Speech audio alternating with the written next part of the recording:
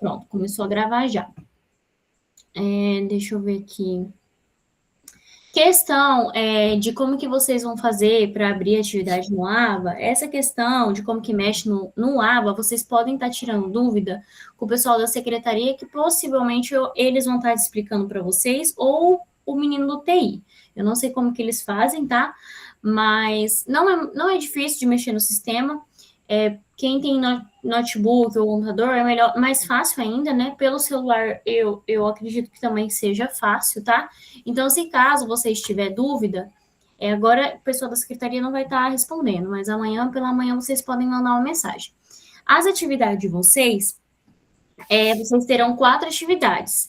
Todas as atividades, cada uma delas, vocês vão ter um prazo de 3 dias. Por exemplo, hoje eu vou liberar a atividade 1. Vocês têm hoje, amanhã e depois para fazer ela.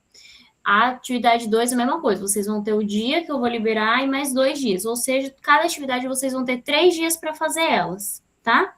Se por um acaso alguém perder a atividade por algum evento, né? Vocês podem estar entrando em contato com a secretaria ou comigo, tá bom? Para a gente ver a possibilidade de estar reabrindo as atividades de vocês. Não esqueçam de fazer as atividades, pessoal, porque as atividades muitas vezes salvam o aluno de uma recuperação, tá? Então, façam as atividades, né?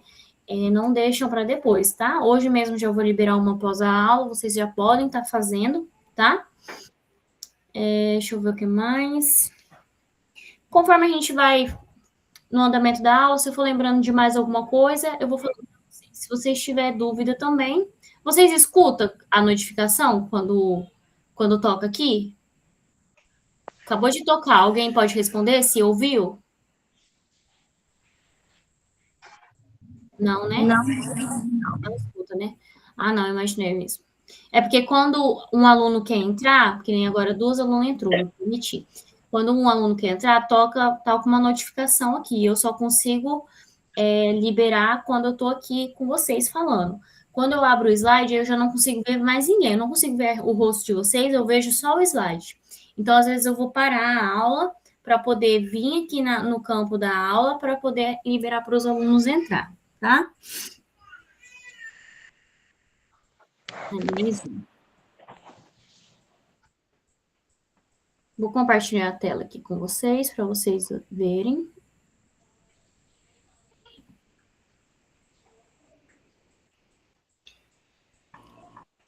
Vamos iniciar, né? Então, a gente vai começar falando hoje um pouquinho da introdução, né? Da enfermagem, né? O que é a enfermagem, como que surgiu, né?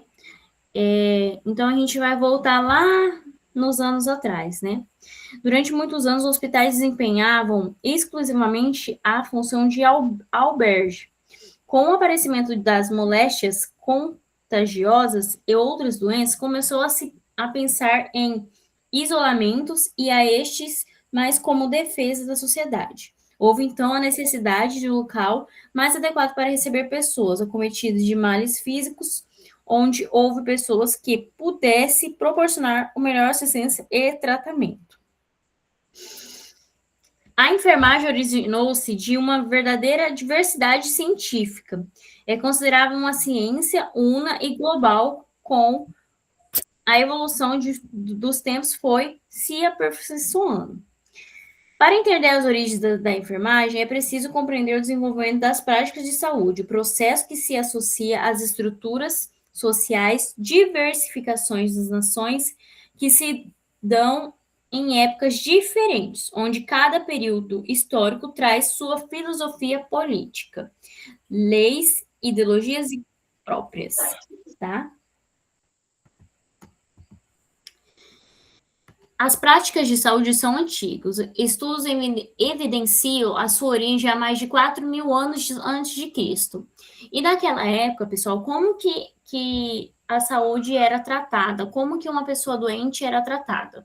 Naquela época, eles viam a doença como um castigo de Deus sobre os homens, tá? Não era visto como algo físico, e sim como algo espiritual. Né? Naquela época em que os povos primitivos eles recorriam a quê? Sacerdotes, feiticeiros, que acumulavam sua função de médico. Então, naquela época, os feiticeiros e os sacerdotes tinham a função de médicos, tá? E farmacêuticos e enfermeiros, os quais faziam uma espécie de diagnóstico redundante, tá? Visto que era uma tarefa pouco conhecida e que avançava lentamente. Então, naquela época, pessoal, eles acreditavam, né, que a doença vinha de algo espiritual, né? E como que eles faziam esse tratamento? O tratamento com esses doentes era feito através de massagens, de banhos, né? Eles faziam mistura de algumas substâncias, né, plantas, que causava vômito. Por quê? Porque eles acreditavam que o vômito era como se tivesse expulsando, né, aquele mau espírito. Era isso que eles acreditavam naquela época, que o vômito significava a saída do espírito naquele corpo e que assim o doente ia se sarar, tá?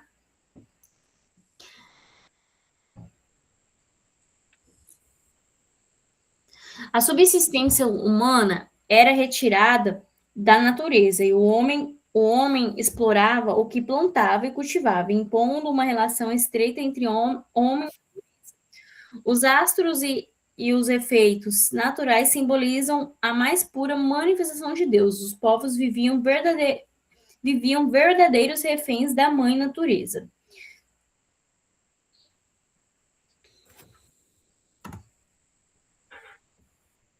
Deixa eu voltar aqui para que tem algum aluno querendo entrar.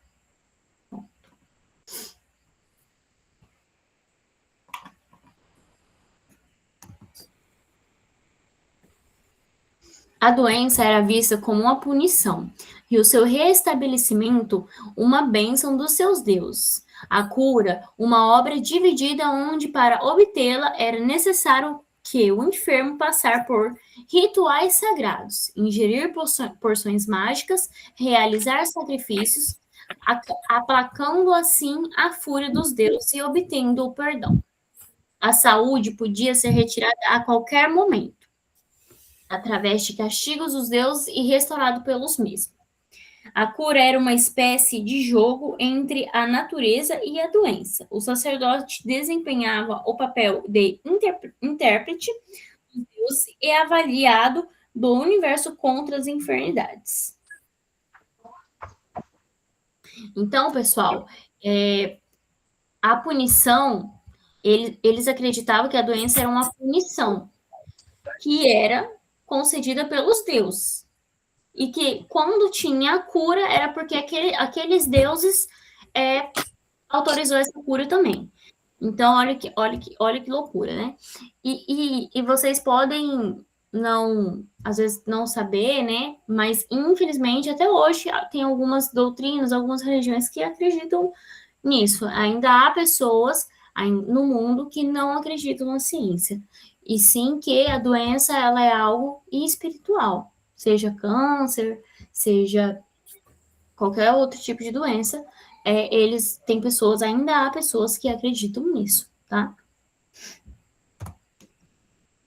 Diversidade das práticas de saúde ao longo dos tempos. As práticas de saúde consistiram em ações de forma a garantir ao homem a manutenção da sua sobrevivência, originadas associadas ao trabalho feminino. A enfermagem, em sua natureza, está vinculada intimamente a este processo. Com o passar dos tempos, a religião surgiu como um fenômeno cívico, tendo interferência na vida política do Estado e, consequentemente, dando expressão maior dos deuses. Nascia, assim, o período das práticas mágicos sacerdotais, onde a medicina era totalmente baseada na religião e magia. Pessoal, tem alguém que tá com o microfone ligado, tá? Aí fica fazendo barulho aqui e me atrapalha, tá? Pode conferir aí, por gentileza, e desligar.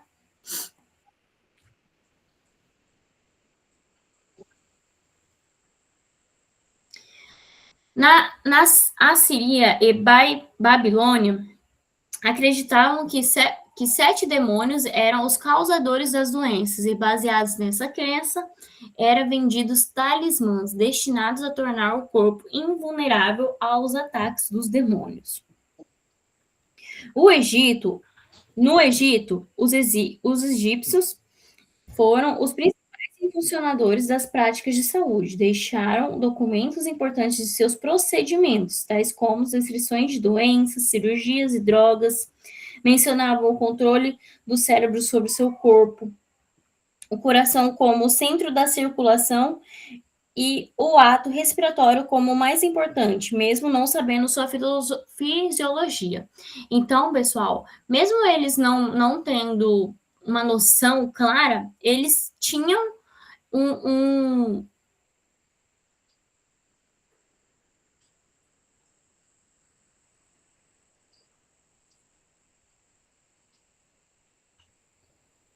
Pessoal, eu acho que ainda tem alguém com o microfone ligado, hein? Fez um barulho bem alto aqui. Eu não consigo ver como eu expliquei para vocês. Agora parou o barulho. Vamos lá, né? Continuando, eu acho que vocês não escutam o barulho aqui. Bom, não sei se é só eu que estou escutando, né? Mas fez um barulho aqui bem. Mas agora já parou já. Vamos continuar. Vamos lá, né? Então, ali, como disse, né? O coração, eles deixaram, né? Documentos, né?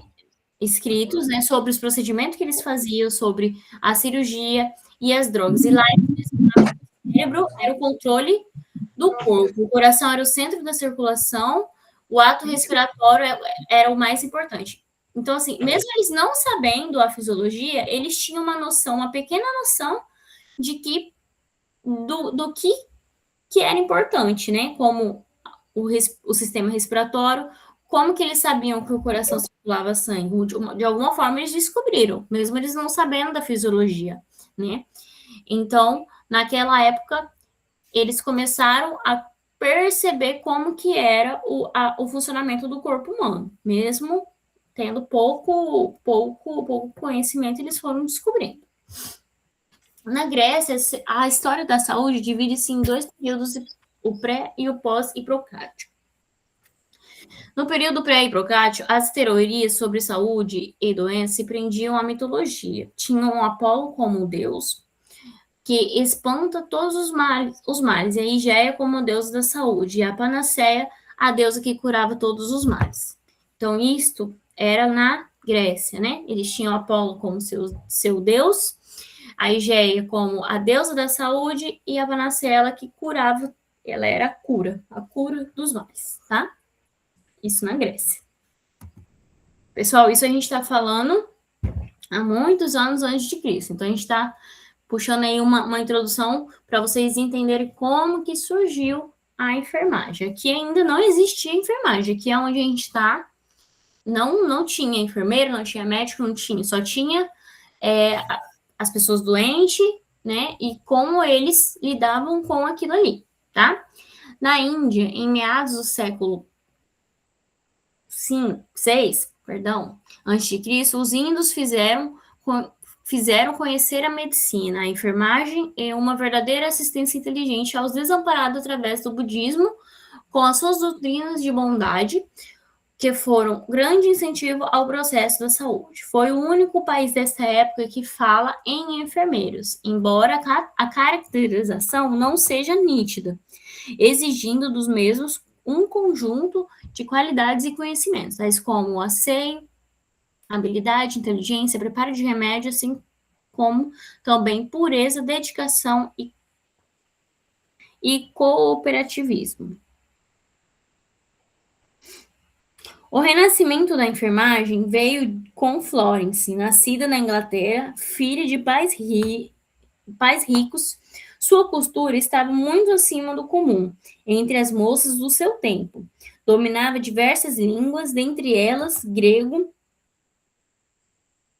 e latim. Estudou bem matemática, sendo que a grande utilidade nas imensas reformas que realizou em seu próprio país e que se estendeu rapidamente em outras nações. Então, pessoal, aqui a gente já vem falando sobre quem? Sobre Florence, né? A verdadeira pioneira da enfermagem, tá? Agora a gente vai começar a falar um pouquinho dela e prestem bastante atenção, porque ela é bem importante, tá? No surgimento aí da enfermagem. Desde a infância, Florence tinha tendências e dons para cuidar de enfermos. Aos 24 anos, certa de sua vocação, quis atuar em hospitais, mas seus pais não permitiam, visto que na época a prática da enfermagem e as condições dos hospitais ingleses justificavam temores maternos. Achei que tinha alguém. Tem gente querendo entrar e não tá conseguindo. Ó, aqui não tem ninguém, ó. Vocês estão vendo aí? Quando quer alguém tá querendo entrar, aparece aqui para mim, ó. Aparece aqui em cima. Mas não tem ninguém, ó. Tô mostrando para vocês, né? Porque às vezes se vocês têm contato aí com algum aluno, avisa eles que eles devem estar fazendo da forma errada, porque não tá aparecendo aqui.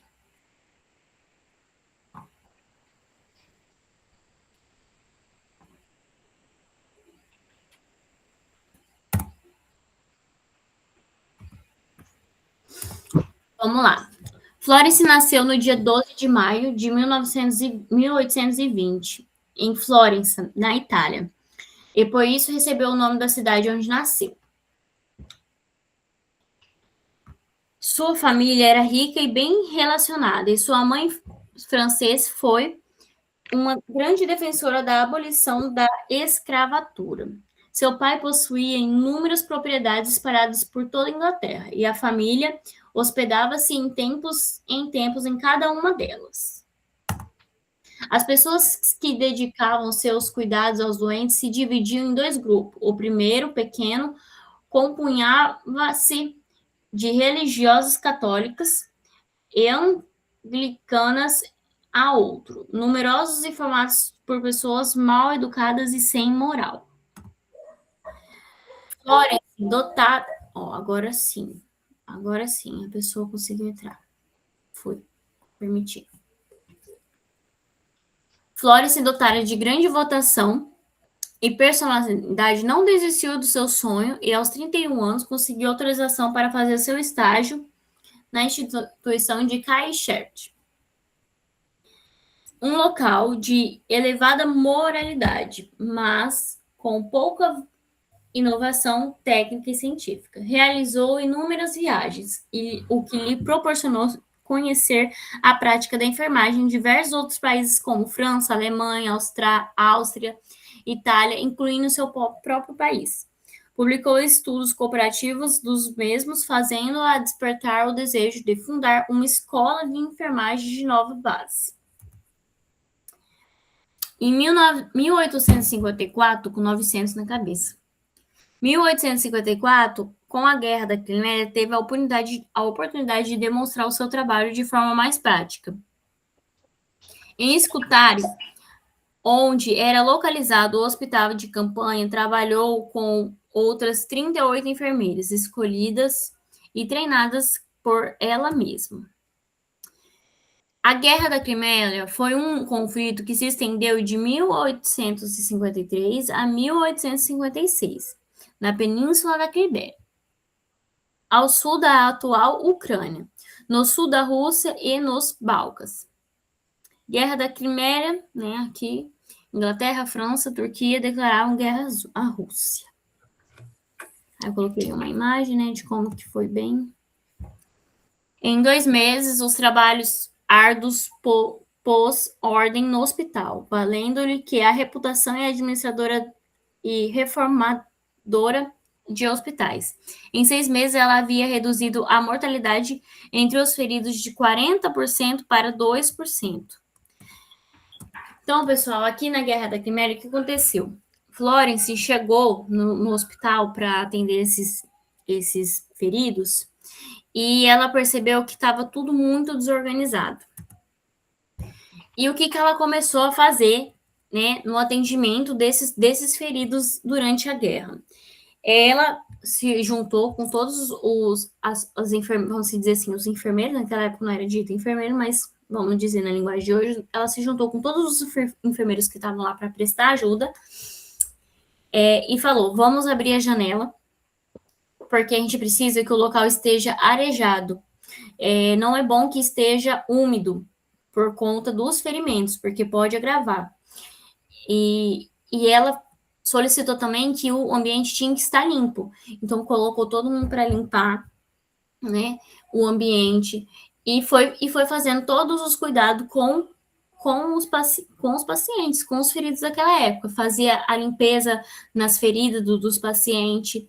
E mais à frente a gente vai ver também que ela recebeu um apelido. E o motivo dela receber esse apelido é porque durante a noite ela vagava entre esses doentes, e quando ela escutava alguém chorando, ouvia alguém acordado, ela sentava com eles, ela conversava, e ali ela viu que o consolo também era uma forma de ajudar para a melhora desses feridos, porque muitas das vezes os feridos estavam muito feridos o quê? Psicologicamente. Naquela época não existia esse negócio, ai, tô com depressão, entendeu? Não tinha, ai, é o psicológico dele tá abalado. Não existia isso.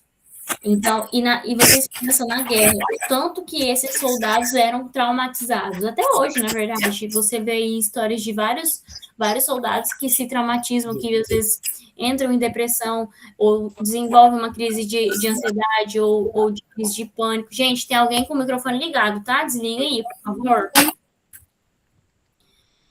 Então, vocês pensam tanto que esses soldados estavam, né, espantado, fora os que estavam totalmente debilitados, muitos deles desacordados, e mesmo assim ela estava ali para prestar esse cuidado. Então foi ela que mostrou para as pessoas em volta como que fazia os cuidados da maneira correta, e ela conseguiu provar isso em números, que aqui onde diz que ela conseguiu reduzir a mortalidade de 40% para 2%, só com pequenos cuidados, e isso que naquela época não tinha nem tecnologia nem nada, ela só conseguiu, o que ela fez? Manteve o local limpo, o ferimento dos soldados, ela sempre mantinha limpo, então, assim, a base dela era organização e limpeza.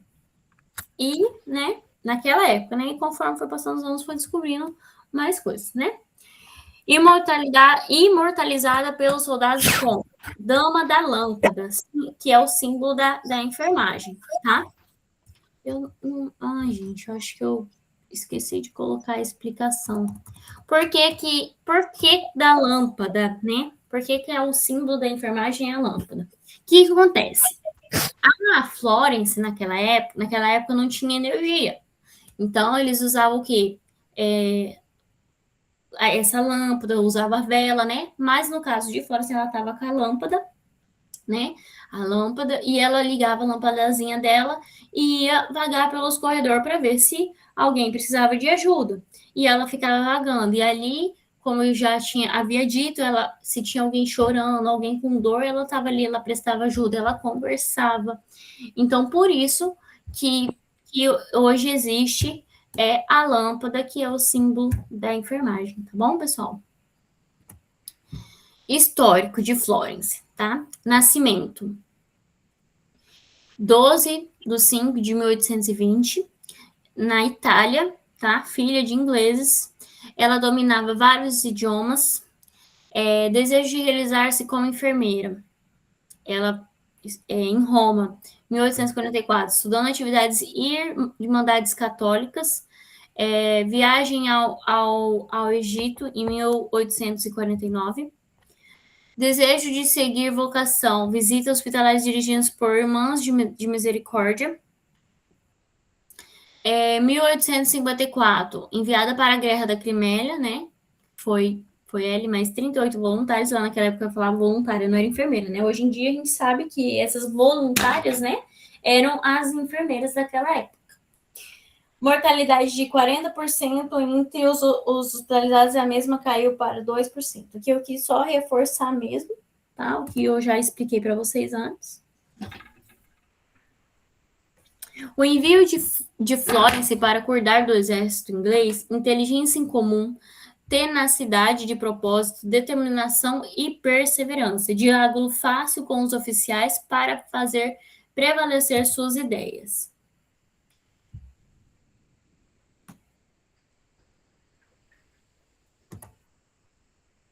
Isso aqui eu já...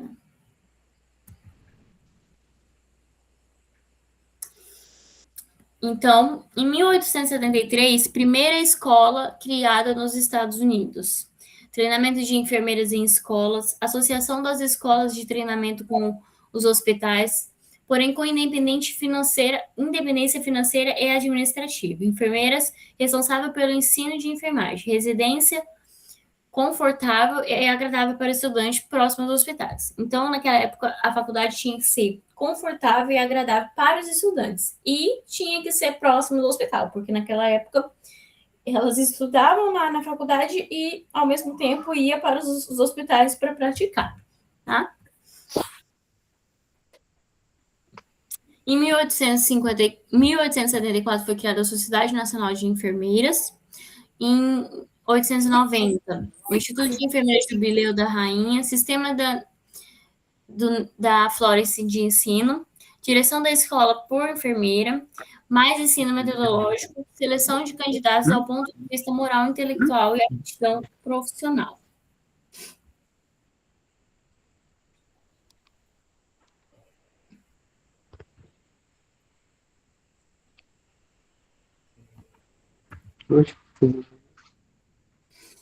Em 1910, Florence veio a óbito, tá? E nisso, Florence deixou o seu legado, né? Do ensino de enfermagem, né? Tornou a enfermagem assalariada, né? E assim se deu, né? Ela morreu aos 90 anos de idade, em 13 de agosto de 1910. Pessoal, aí a gente tem aqui a enfermagem no Brasil, mas eu quero tratar disso com vocês na próxima aula, tá? Eu vou já encerrar a aula aqui com vocês, tá?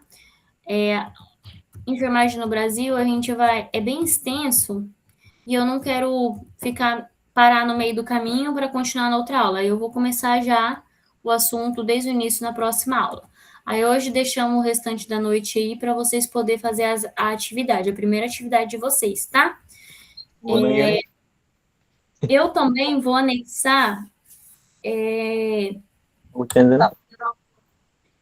vou anexar o slide da aula, eu vou anexar lá no Ava para vocês, tá? Vocês vão fazer lá no Ava, vocês vão entrar lá em materiais e lá vai ter o slide de hoje, tá?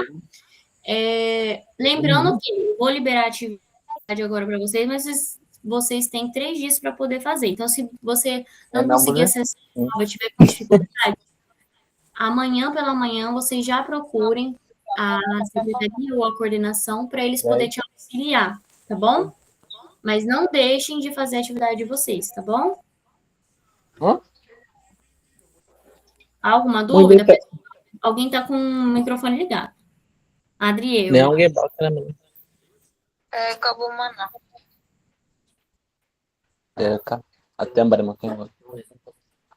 Adriel, você está com o áudio ligado, você está querendo falar alguma coisa? Eu não estou entendendo o que você está falando.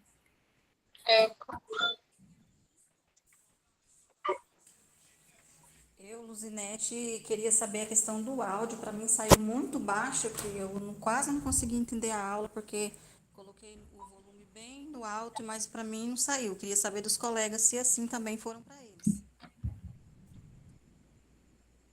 Então, pessoal, mais alguém que está baixo? Porque, assim, eu não tenho muito o que fazer aqui, porque eu fico bem em cima do notebook.